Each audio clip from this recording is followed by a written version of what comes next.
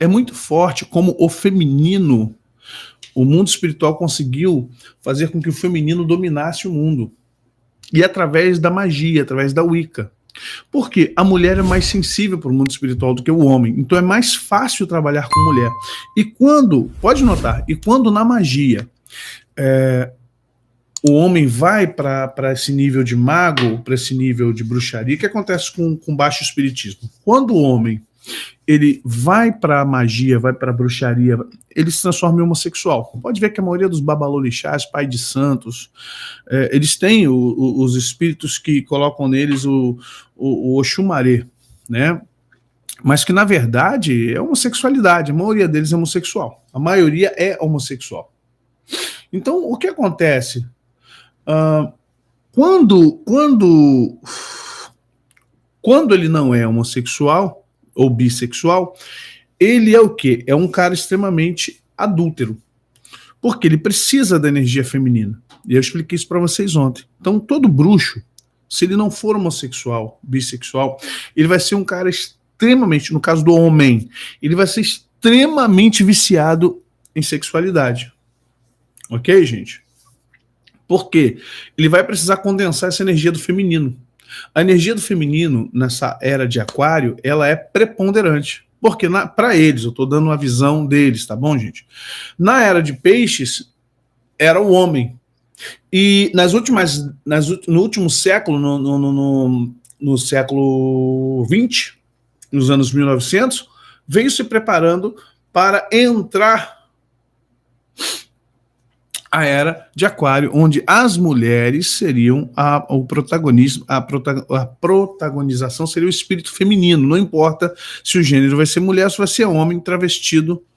Isso aí, João de Deus. Quando é homem, ele é extremamente desenfreado por sexo. O cara é louco por sexo. O cara é um troço que misericórdia.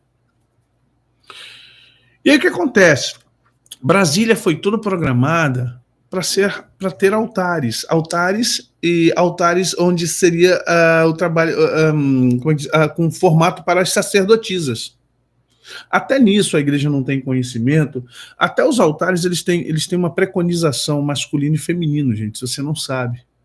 Tá? Você vai ver que todo esboço, isso aqui não é desenho meu nem dos meus netos não, tá, gente? Isso aqui é esboço do Lúcio Costa, do Niemeyer. E quero que você entenda isso. Então, o que ocorre aqui conosco, que nós vamos precisar entender? Toda Brasília foi preparada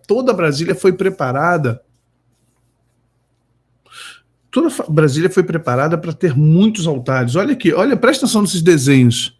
Olha os formatos, ou seja, cada símbolo desse, ele traz aquilo que a gente fala chamando de egrégora, né? É o inconsciente coletivo de Jung.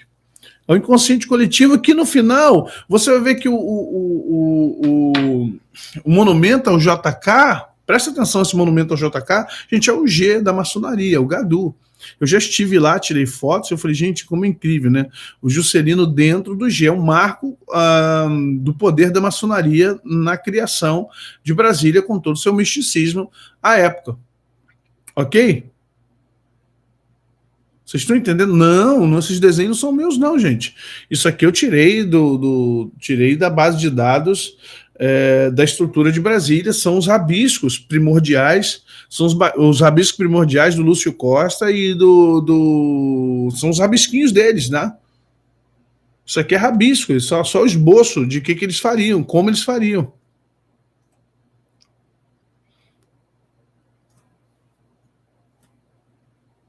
Isso aí, são croquis, eles começaram a desenhar. E aí o que você vai ver? Brasília hoje está sobre uma cidade extremamente mística e o místico de Brasília está sobre o feminino. Preste atenção. Porque, geralmente, a mulher, quando ela é sacerdotisa, você tem dois níveis de sacerdote. O sacerdote homem tem uma energia. O sacerdote feminino tem outra energia.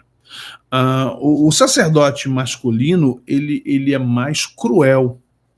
Ele é mais cruel, é mais impiedoso, mais consistente em algumas questões. E a sacerdotisa, ela trabalha mais como mãe. a questão de jogar a maternidade no sacerdócio feminino, inclusive isso em igrejas, tá, gente? Porque isso tem a ver com, independente da religião, isso tem a ver com a personalidade masculina e feminina. Então, o que acontece? Só que o feminino, ela consegue ir mais a fundo em alguns aspectos. E Brasília foi feito para ter o feminino. Brasília foi projetada, apesar dos seus mais de 50 anos, aí vai para, né, 64... Então, Brasília, dentro do seu contexto de idade de 55 anos, né, 60 e 57 anos, Brasília, apesar das suas questões, ela está dentro desse projeto do feminino, a dualidade mística. Você vai ver sempre o côncavo e o convexo, o Sol e a Lua, o masculino e o feminino. Os símbolos estão aqui. O yin yang, a tentativa do equilíbrio, né? O receptor e o transmissor, falamos ontem sobre isso. Os dois pilares da maçonaria, Jaquim e Boaz. Então você vai ver que toda ela está pronta para isso. Você vai entender que toda ela está preparada para isso. E isso é o que nós precisamos compreender. Brasília foi feita para ser uma cidade egípcia, babilônica. Ela foi feita para ser uma cidade de pactos, uma cidade porque por onde você passar, se lembra do desenho? Vou mostrar o desenho de ontem aqui. Poxa, gente, peço perdão, é que é tanta coisa para resolver, eu acabo esquecendo de algumas coisinhas, mas eu vou botar aqui lista. Imagine, eu vou botar aqui uns pontinhos, são pessoas, tá? Vou botar uns pontinhos aqui. Imagine você em Brasília, em qualquer outra cidade, Vaticano, você lá em Paris, olhando para a Torre Eiffel, você aqui no Rio de Janeiro, olhando para o Cristo, as catedrais. O que acontece na linha lei? Cada pontinho desse aqui é um ser humano, tá? Aqui sim, esse desenho é meu. Cada pontinho desse é ser humano, falamos ontem sobre a linha de lei, né? Então imagine que cada ser humanozinho desse, andando para cima e para baixo, o que acontece com ele? Ele está dentro de um cerco de ambiência espiritual. Ó, vou botar as setinhas dos seres humanos andando para os seus lados, independente das suas direções. Independente das direções que eles estejam indo. Entenda que em volta, dependendo da situação do ser humano, para onde ele estiver indo, ó, as setinhas, ele está sendo influenciado porque ele está cercado. Está vendo? As linhas leis que estão nos seus templos, nas suas catedrais, nos seus obeliscos, nas suas estruturas. Então, o que acontece? Nós estamos vivendo dentro de uma ambiência. E aí, quem está em Brasília está, de certa forma, aprisionado. Ok? Quem está em Brasília tá ali meio ilha de Lost, né? Aquela ilha de Lost lá, quem assistiu, eu não tive paciência, depois de uma temporada, eu me senti Lost, então parei de assistir Lost. A pastora Ana, minha esposa, assistia Lost, e eu dizia para ela, como é que você não está Lost assistindo Lost? Porque eu só de pensar em Lost, fico Lost. Ou seja, perdidinho, irmão, o negócio era sem pé e sem cabeça, parecia um sonho maluco, aquele sonho de feijoada, que você come 2 quilos de feijoada igual crente, depois você vai dormir, meu Deus, sem pé e sem cabeça. Mas, ao final, você entende que Lost era uma ilha, né, totalmente ambientada para aquela confusão, um BBB do inferno. E o que acontece? Brasília tem essa percepção, tem essa configuração. Você pensa que está passeando em Brasília, uma cidade planejada, mas para cada canto que você vai de Brasília, você está sendo alinhado. Vocês estão entendendo, gente? Vocês estão sendo alinhados. Vocês estão sendo, de uma forma, manipulados a sentir ou ter sentimentos, porque tudo isso foi planejado. Tudo isso foi feito dessa forma mesmo. A arquitetura de Brasília, toda ela foi formada para gerar linha-leis de ambiência. Em tudo que você for, para onde você for, você vai ter esse cercadinho sobre você. Ok, gente? Isso é Brasília. Isso é Brasília. Então, você está dentro de um desenho.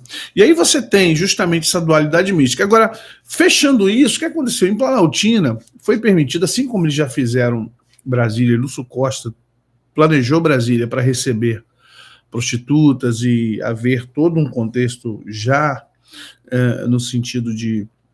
Deixando bem claro, eu não creio que o Lúcio Costa, por si só, falou assim, eu vou criar uma situação assim, assim. Eu creio que o Lúcio Costa foi orientado.